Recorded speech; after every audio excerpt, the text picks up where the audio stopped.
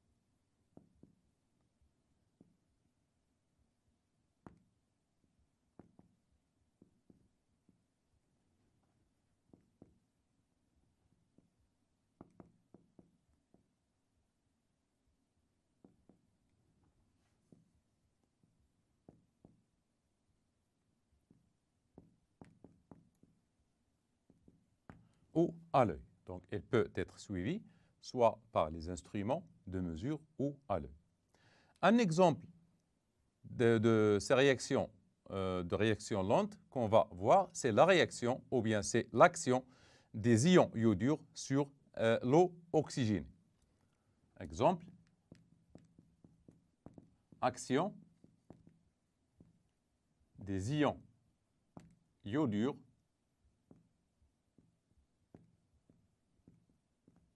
I- aqueux sur l'eau oxygénée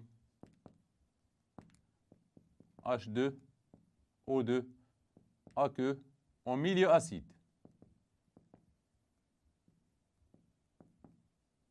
En milieu acide. Comme vous le savez, les ions iodures I- sont incolores dans une solution, ainsi que les molécules de H2O2. Donc, les deux couples qui interviennent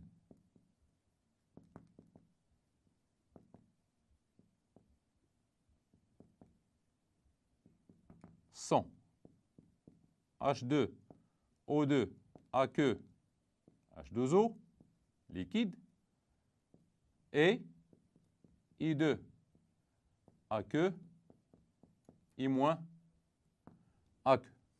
Donc, l'iodure du potassium, la formule de l'iodure du potassium, c'est K plus I-.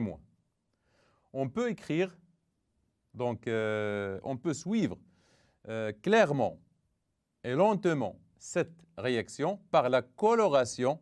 C'est pourquoi j'insiste sur la coloration. On peut suivre le changement de coloration de la solution au cours de son évolution. Donc, le I- se transforme en I2.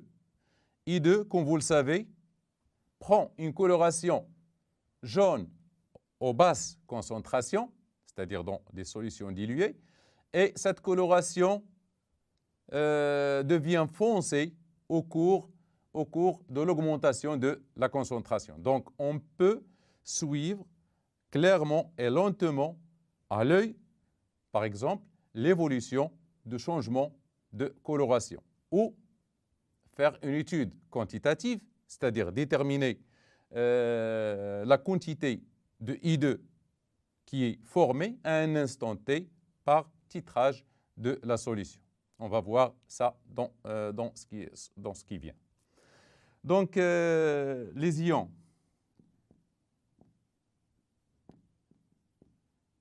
I-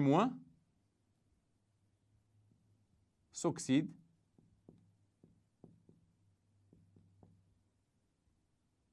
selon de I- qui donne I2 AQ toujours plus 2 électrons. Et les ions H2, les molécules H2O2 se réduisent en H2.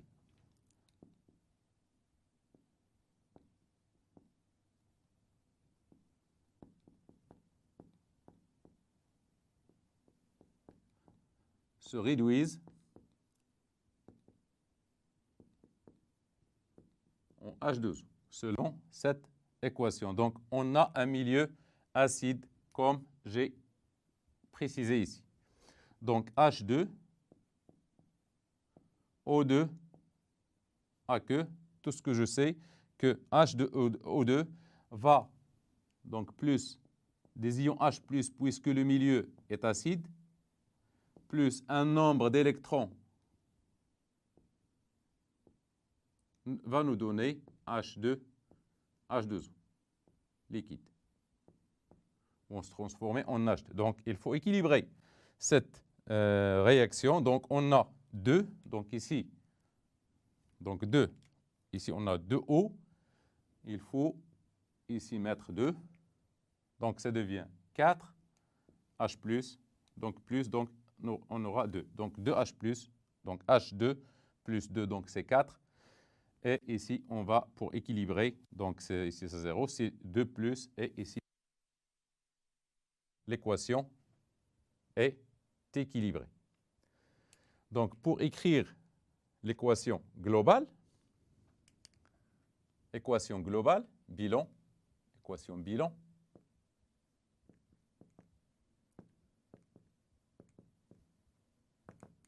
donc, ici, le nombre d'électrons échangés est le même. Donc, pas la peine de multiplier l'une ou l'autre des équations. Donc, c'est 2I-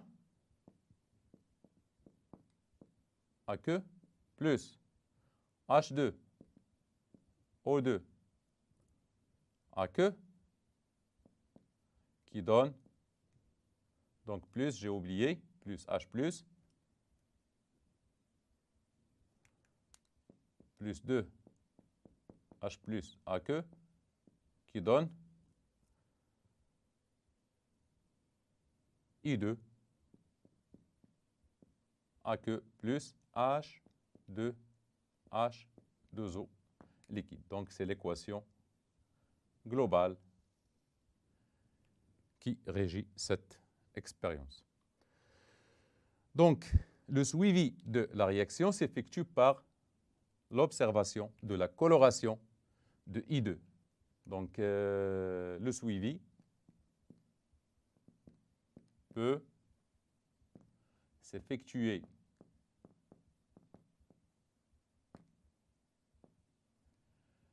à l'œil par changement de coloration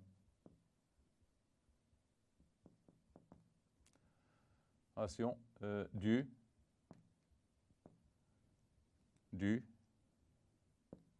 à I2. Donc, I2 AQ, donc voilà, I2, donc jaune, cette coloration jaune pour des concentrations faibles,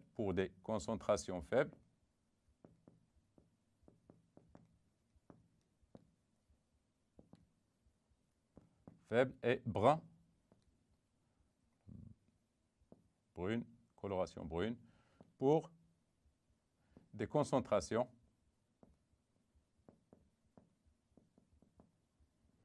élevées. Ou bien, on peut utiliser un titrage, c'est-à-dire déterminer la quantité de I2. Donc, le titrage, c'est une méthode qui est quantitative, c'est-à-dire à chaque fois, on détermine la quantité de I2 formée à chaque instant T, instantanément. Ou bien, par une méthode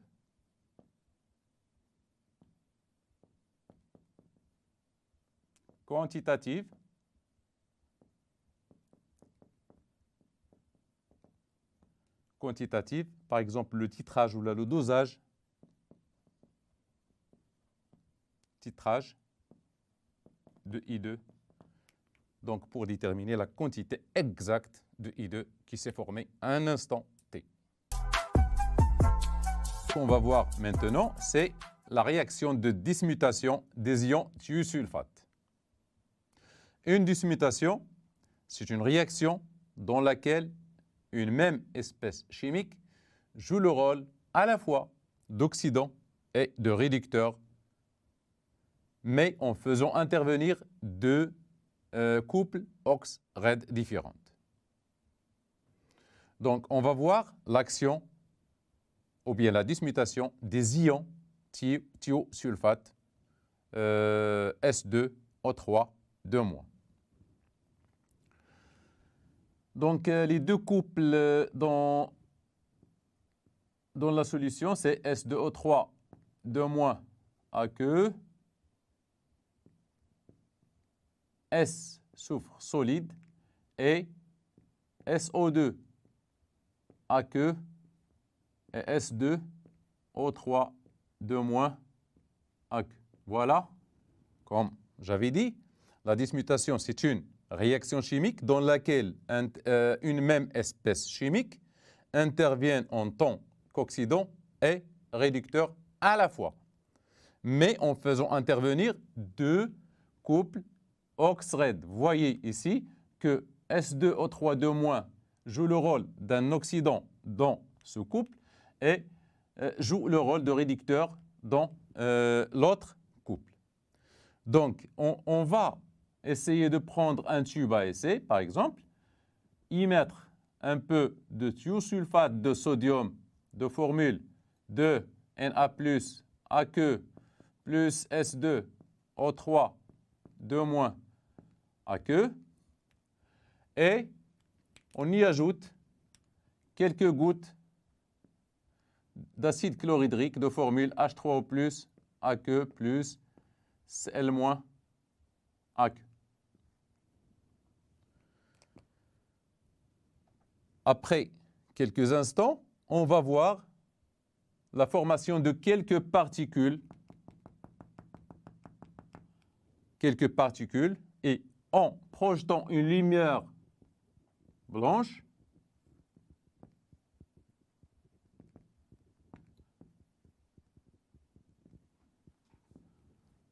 on voit ici une diffusion c'est-à-dire ces particules diffusent seulement la lumière bleue. Au début, on aura une coloration bleue. Mais après un instant, cette coloration bleue devient jaune. Caractéristique de quoi? Caractéristique du soufre. Le soufre, le kibrit, elle a une coloration jaune. Donc, les particules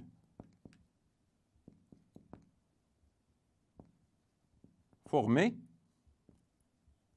diffusent au début une lumière bleue.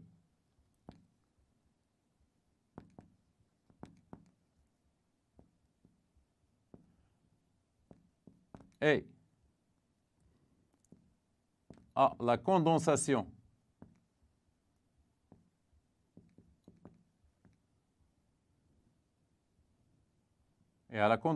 de ces particules,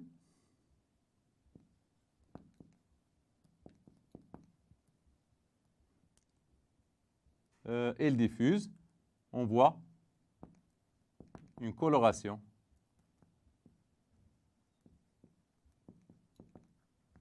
jaune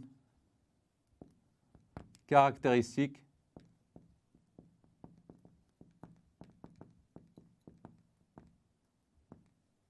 du soufre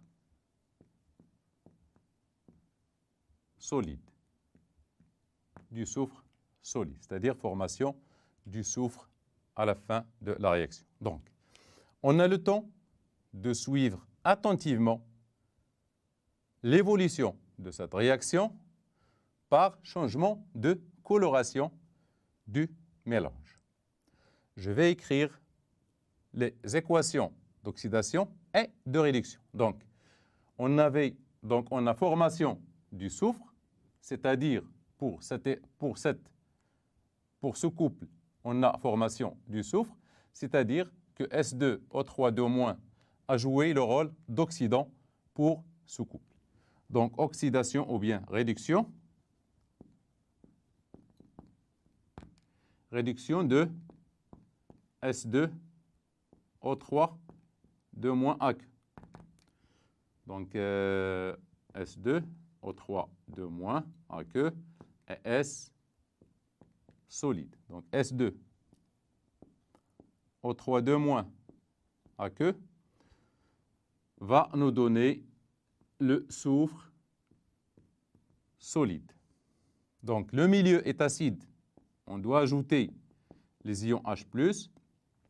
Puisque c'est une réduction, on doit ajouter aussi des électrons. Donc, réduction, c'est-à-dire on capte les électrons.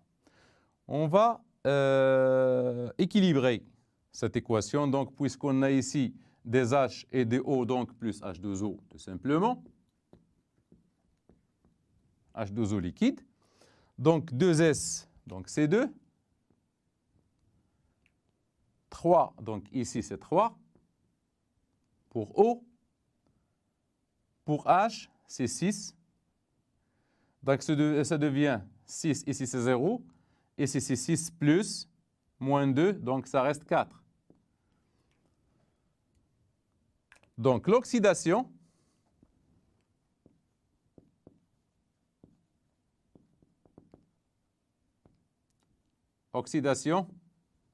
de S2, toujours, O3, 2-AQ, c'est-à-dire dans l'autre équation, l'autre couple. SO2, AQ, S2, O3, 2-AQ. Donc S2, c'est-à-dire S2,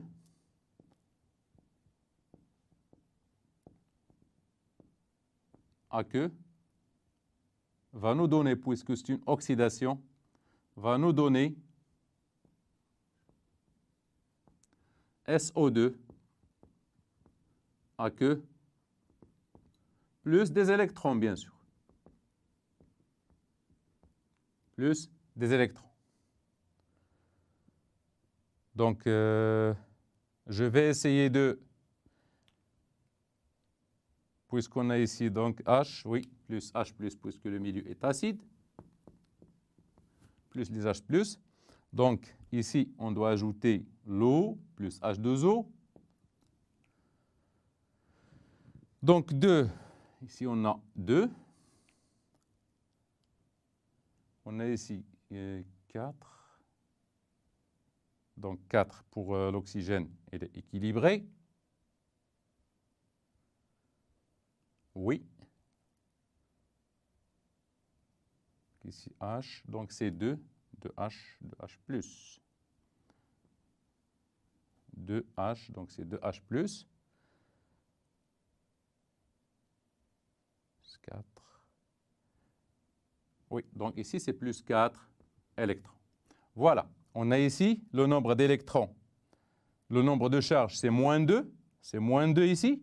Et si c'est plus 2, moins 4. Donc, c'est moins 2 aussi. Donc, l'équation est équilibrée. On va maintenant écrire l'équation bilan.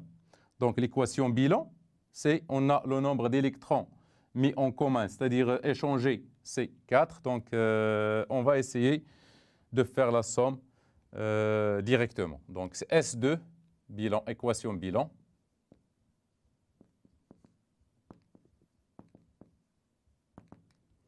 Donc, c'est S2, donc c'est 2S2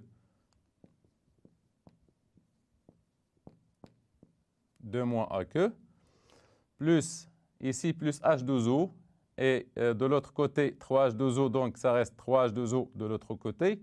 Ici, 6H+, donc, et l'autre côté, on a 2H+, donc c'est plus 4H+. aqueux, ça donne 2S solide plus 2SO2 aqueux plus 2H2O liquide. Donc, c'est l'équation globale de la réaction. On va refaire les comptes. Donc, c'est 2. Donc, S2O3 2 moins, S2O3 2 moins, donc c'est 2 S2O3 2 moins. On a ici H2O et de l'autre côté 3H2O. Il reste 3H2O de l'autre côté, donc c'est 2H2O, oui. Pour 4H plus 6 et 2, donc oui, c'est très bien. 2 et 2, donc c'est équilibré. Donc, c'est l'équation globale ou bien l'équation bilan de cette réaction. On passe à l'équation bilan.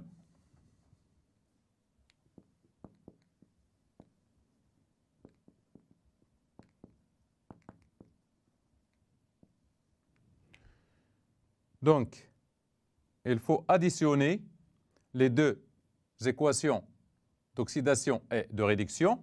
Mais avant ça, il faut avoir le même nombre d'électrons échangés.